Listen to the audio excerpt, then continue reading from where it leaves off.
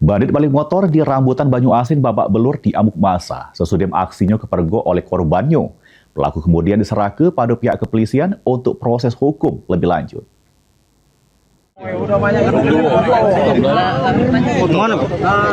Juru keadaan Rai Bonyok samo tangan tekebet. Pelaku maling ini tak berkutik sesudah babak belur diamuk massa karena kepergok nyentak motor oleh korbannya di kawasan Rambutan Banyuasin. Kejadian bermula pas pemilik motor lagi begawe di sebelah rumah. Korban yang selik motornya didorong oleh pelaku berjeret serta bebes pelaku. Sikok pelaku lain yang nunggu di pojok motor berhasil ngelari ke diri. Sementara sikok pelaku pasrah ketangkep oleh warga. Polisi yang datang ke TKP langsung ngaman ke pelaku dari amukan massa. Wong dua. Yang dapat sikok. Yang dapat sikoknya orang di atas motor tadi di jalan gitu.